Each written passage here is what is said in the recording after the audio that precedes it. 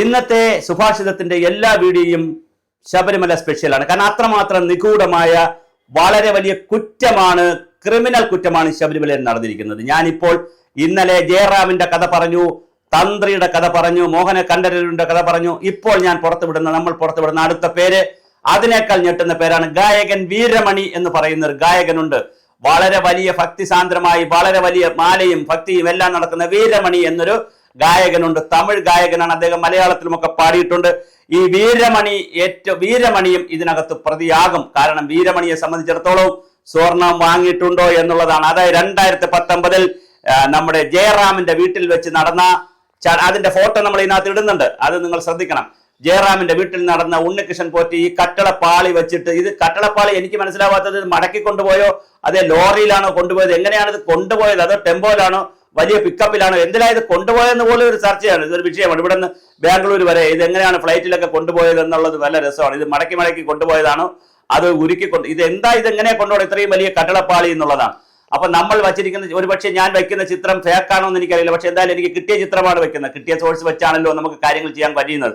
അപ്പൊ വീരമണി എന്ന ഗായകൻ പിന്നെ വളരെ വലിയ രീതിയിലാണ് ഇതുമായി ബന്ധപ്പെട്ട്. അപ്പൊ വീരമണിയെ ചോദ്യം ചെയ്യാനുള്ള എല്ലാ സാധ്യതയുമുണ്ട്. അതായത് ഉണ്ണികൃഷ്ണൻ പോറ്റി ശബരിമലയ്ക്ക് മറ്റൊരു കട്ടളപ്പടി കൂടി സ്പോൺസർ ചെയ്തിരുന്നുള്ള വിവരവും പുറത്ത് വന്നു. ഒരു കട്ടളപ്പടിയല്ല, വേറൊരു അപ്പൊ ഇതൊരു ബിസിനസ്സാണ്, ആഗോള ബിസിനസ്സാണ്. മന്ത്രിയും തന്ത്രിയും ദേവസ്വം ബോർഡ് പ്രസിഡന്റുമാരും മെമ്പർമാരും എല്ലാവരും അറിഞ്ഞുകൊണ്ട് ഒരു വലിയ കച്ചവടമാണ്. കാരണം അവിടെ സ്ത്രീകളുടെ വിവാദം ഉണ്ടായതുകൊണ്ട് ഹൈന്ദവ സംഘടനകളൊന്നും അങ്ങോട്ട് പോകുന്നില്ലല്ലോ, കേസും വഴക്കിലൊക്കെ പെട്ട് കിടക്കുകയാണല്ലോ. അതുകൊണ്ട് തന്നെ അവിടുത്തെ സന്നദ്ധ സംഘടനകളെല്ലാം പുറത്തിറക്കി. അവിടെ ചെയ്തുകൊണ്ടിരുന്ന ജോലി ചെയ്തുകൊണ്ടിരുന്ന എല്ലാ അന്നദാനം കൊടുത്തിരുന്ന എല്ലാത്തിനും ചവിട്ടി ഇറക്കിയിട്ട് കൊള്ളയങ്ങ് തുടങ്ങി.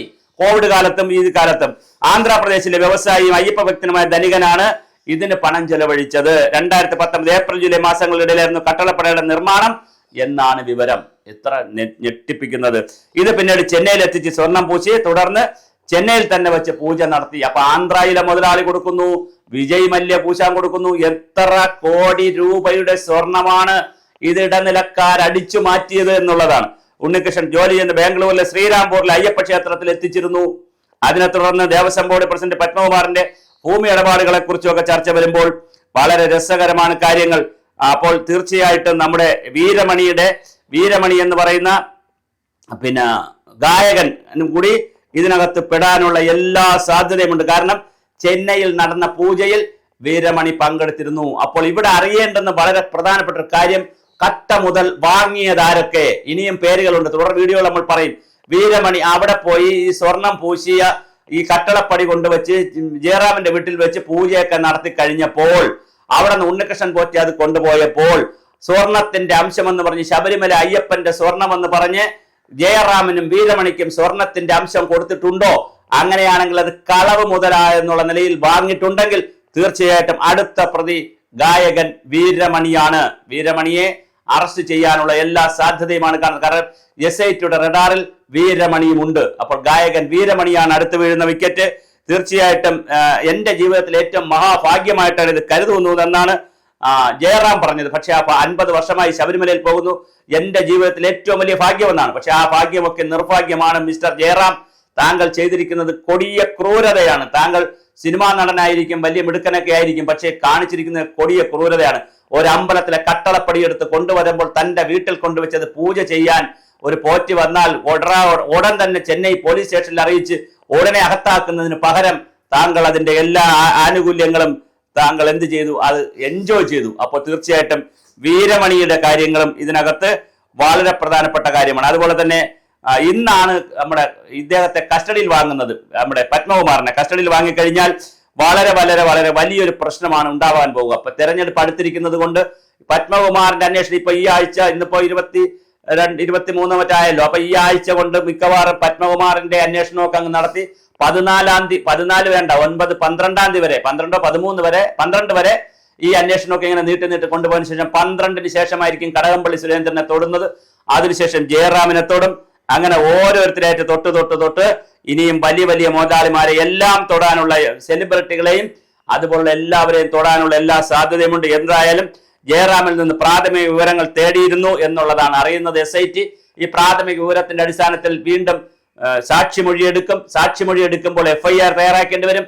FIR തയ്യാറാക്കുമ്പോൾ സ്വാഭാവികമായിട്ട് അതിനകത്ത് ക്രമക്കേടുകളും പൊരുത്തക്കേടുകളും കണ്ടാൽ FIR തയ്യാറെടുക്കുമ്പോൾ മൊഴിയെടുക്കുമ്പോൾ സാക്ഷി മൊഴിയെടുക്കുമ്പോൾ അതിനകത്ത് ക്രമക്കേടുകൾ കണ്ടാൽ അറസ്റ്റ് ചെയ്യേണ്ടി വരും. സാക്ഷികളെ അറസ്റ്റ് ചെയ്തിട്ടുള്ള കഥകളുണ്ട് ഇവിടെ. പ്രതികളെ മാത്രമല്ല സാക്ഷികളെയും തെളിവെടുപ്പിന്റെ ഭാഗമായി അറസ്റ്റ് ചെയ്ത എത്രയോ കഥകളുണ്ട് ഇവിടെ. അതുകൊണ്ട് ജയറാമിനെ അറസ്റ്റ് ചെയ്യുന്ന പോലെ വീരമണിയും അറസ്റ്റിലേക്ക് പോകാനുള്ള സാധ്യതയാണ് കാണുന്നത്. SIT സത്യസന്ധമായി അന്വേഷിച്ചാൽ വീരമണിയെയും അറസ്റ്റ് ചെയ്യേണ്ടി വരും. എന്തിനാ പിന്നെ വീരമണി അറസ്റ്റ് ചെയ്യുമ്പോൾ വീരമണിയും ജയറാമും ഈ പരിപാടി പങ്കെടുത്തവരാണെങ്കിലും ബാക്കിയുള്ളവർ ആരൊക്കെ അവിടെ വന്ന് തൊഴുതിട്ട് പോയി? ഈ രണ്ടുപേരെ പുറത്തു വരുന്നുള്ളൂ. ആരെയെല്ലാം ജയറാം അവിടെ വിളിച്ചു വരുത്തി? നടന്മാരാര്, നടിയാര്, ആരൊക്കെയാണ് അവിടെ വന്നത്? ആരൊക്കെയാണ് ഈ ബാംഗ്ലൂരിലെ ശ്രീരാം ക്ഷേത്രത്തിലെ പൂജയിൽ പങ്കെടുത്ത ധനികന്മാരാരാണ്? നടന്മാരാരാണ്? നടികളാരാണ്? ആർക്കൊക്കെ ഇതിന്റെ സ്വർണം കിട്ടി എന്നുള്ളത് വളരെ കൃത്യമാണ്. കാര്യം ദേവന്റെ സ്വർണമായതുകൊണ്ട്, ദിവ്യത്വമുള്ള സ്വർണമായതുകൊണ്ട് ഒരു മഞ്ചാടിയെങ്കിലും കിട്ടിയാൽ, അതിലൊരു മോതിരം ഉണ്ടാക്കിയാൽ, ഒരു വളയുണ്ടാക്കിയാൽ, ഒരു മാലയുണ്ടാക്കിയാൽ, ഒരു അരഞ്ഞാണം ഉണ്ടാക്കിയാൽ, ഒരു കമ്മൽ ഉണ്ടാക്കിയാൽ തനിക്ക് ദിവ്യത്വം കിട്ടുമെന്ന് വിശ്വസിക്കുന്ന ഒരു വലിയ സംവിധാനത്തിനകത്ത് നിന്നുകൊണ്ടാണ് നമ്മൾ ജീവിക്കുന്നത്, ഹിന്ദു സമൂഹം ജീവിക്കുന്നത്. അതുകൊണ്ട് തന്നെ ശബരിമല അയ്യപ്പന്റെ പാളിയിലിരുന്ന് സ്വർണത്തിന്റെ പൊടിയെങ്കിലും ജയറാമിന്റെ വീട്ടിൽ ഉണ്ടാകാതിരിക്കാൻ ഒരു സാധ്യതയുമില്ല പൂജാമുറിയിൽ. അതുപോലെ വീരമണിയുടെ കയ്യിൽ കിടക്കുന്ന ഏതെങ്കിലും ഒരു ആഭരണം ഇതിൽ നിന്നുണ്ടാക്കിയതാണോ എന്ന് പോലും SIT സംശയിച്ച് തുടങ്ങിയിട്ടുണ്ട്. അപ്പോൾ SIT വളരെ കൃത്യമായി SITയുടെ റഡാറിലേക്ക് വീരമണി, വളരെ അറിയപ്പെടുന്ന ഗായകനാണ്, വലിയ ഗായകനാണ്, തമിഴിലും മലയാളത്തിലുമൊക്കെ വീരമണിയുടെ പേരും വന്നിട്ടുണ്ട്. അപ്പോൾ രണ്ടാമത്തെ അടുത്ത വിക്കറ്റ് എന്ന് പറയുന്നത് വീരമണിയാണ്. കൃത്യമായി വീരമണിയുടെ മൊഴിയെടുക്കുമ്പോൾ മൊഴിയിൽ പൊരുത്തക്കേടുണ്ടെങ്കിൽ അറസ്റ്റ് രേഖപ്പെടുത്തും. അതിനുശേഷം തെളിവെടുപ്പ് നടക്കും, കോടതിയിൽ ഹാജരാക്കും. ജാമ്യം കിട്ടുകയാണെങ്കിൽ ജാമ്യം, അല്ലെങ്കിൽ കോടതിയിൽ അറസ്റ്റ് ചെയ്യും, കോടതിയിൽ ഇതൊക്കെയാണ് നടപടിക്രമങ്ങൾ. ഞാൻ അങ്ങനെ പറയാനേ പറഞ്ഞത്, അല്ലെ ഇപ്പൊ നാളെ ഇതെല്ലാം കൂടെ നടക്കുമെന്നല്ല. പക്ഷേ തീർച്ചയായിട്ടും കാര്യങ്ങളുടെ ഒരു ഗൗരവത്തിന്റെ വഴി മാറുകയാണ്, ദിശ മാറുകയാണ്. ഇത് രണ്ട് ദിശയിലേക്കാണ് ശബരിമല വിഷയം പോകുന്നത്. ഒന്ന്, ഒരു പൊളിറ്റിക്കൽ ലീഡർഷിപ്പിലേക്ക് പോകുന്നു. അത് ശബരിമല ദേവസ്വത്തിലെ വിജയകുമാർ ആയാലും, KP ശങ്കരദാസ് ആയാലും, N വാസു ആയാലും, പത്മകുമാർ ആയാലും, കടകംപള്ളി സുരേന്ദ്രൻ ആയാലും, ഇനി അങ്ങോട്ട് പോകുന്ന വാസവൻ, അങ്ങോട്ട് പോകുന്ന പ്രശാന്തൊക്കെ പോകുന്ന ഒരു പൊളിറ്റിക്കൽ ലൈനിലേക്ക് ശബരിമല സഞ്ചരിക്കുന്നുണ്ട്. അതുപോലെ തന്നെ ഒരു ഉദ്യോഗസ്ഥ ലൈനിലേക്ക്, ദേവസ്വം സെക്രട്ടറി, ദേവസ്വം കമ്മീഷണർ, ദേവസ്വത്തിലുള്ള മറ്റ് സ്റ്റാഫുകൾ എല്ലാം അങ്ങനെ ഒരു ഉദ്യോഗസ്ഥ സ്ട്രീമിലേക്ക് പോകുന്നുണ്ട്. മൂന്നാമത് സ്ട്രീമാണ് സെലിബ്രിറ്റി സ്ട്രീം. ഈ സെലിബ്രിറ്റി സ്ട്രീമിൽ ആരൊക്കെയാണ് വരിക, ആരൊക്കെയാണ് വീഴുക എന്ന് നമുക്ക് പറയില്ല. എന്തായാലും വളരെ വളരെ പ്രധാനപ്പെട്ട ആളുകൾ ഈ സെലിബ്രിറ്റി ടീമിൽ ഉണ്ടാകുമെന്നും ഇത് അവർ കൈയടക്കിയിരിക്കുന്നുവെന്നും, സ്വർണം കട്ടവരുണ്ട്, കക്കിയവരുണ്ട്, കൊണ്ടുപോയവരുണ്ട്, വാങ്ങിയവരുണ്ട്. അത് വളരെ പ്രധാനമാണ്. ഈ കേസിൽ വാങ്ങിയവരെയും നമുക്ക് പിടിക്കേണ്ടി വരും. കാരണം ഇത് തൊട്ടവനും എടുത്തവനും എല്ലാവരും അകത്താവണം. എന്തെന്നാൽ ഇത് അയ്യന്റെ സ്വർണമാണ്, അമ്പലത്തിന്റെ സ്വർണമാണ്, ദേവന്റെ സ്വർണമാണ്, ദേവന്റെ കട്ടളപ്പടിയാണ്, വാതിലാണ്, ദ്വാരപാലക ശില്പമാണ്. അതുകൊണ്ട് തന്നെ നിർബന്ധമായും വീരമണിയെ ചോദ്യം ചെയ്യണം. അദ്ദേഹത്തിന്റെ പൊരുത്തക്കേടുണ്ടെങ്കിൽ അറസ്റ്റ് ചെയ്യുക നിർബന്ധമായും ചെയ്യേണ്ടതാണ്.